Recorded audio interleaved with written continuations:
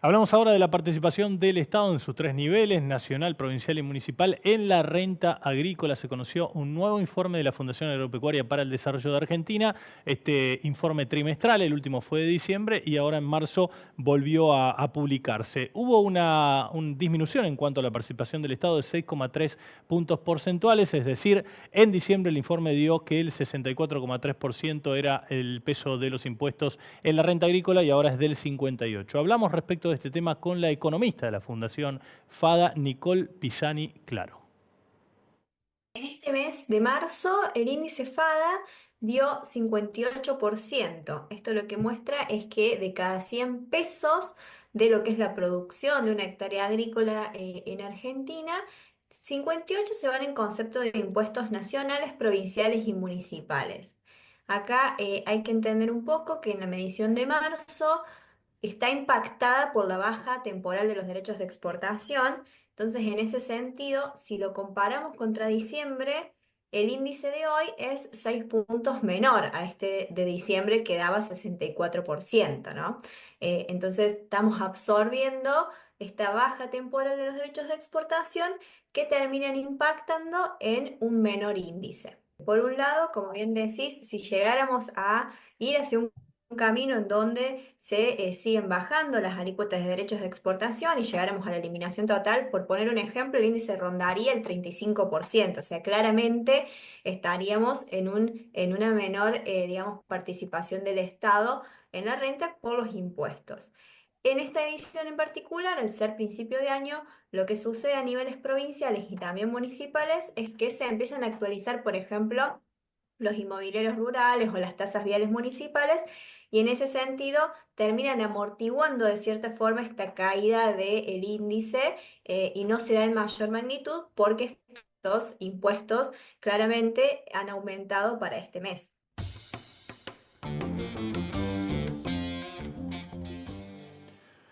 Pisani Claro, en otra parte de la entrevista, también habla del impacto de los precios y el derecho de exportación en la renta agrícola, este índice que mide la Fundación FADA.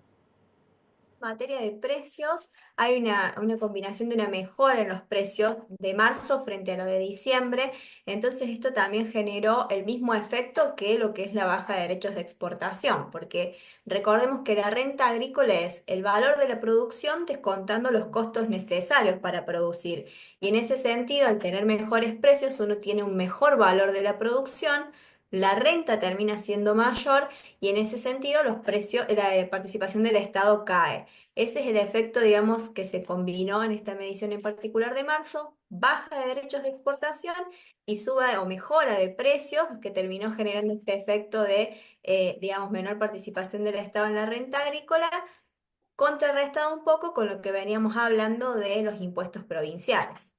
Y en cuanto al ranking de cultivos más castigados, sigue siendo la soja, ¿no? Por supuesto, el que mayor deja, el que mayor parte de la renta deja. Tenemos soja y trigo en particular con las mayores participaciones.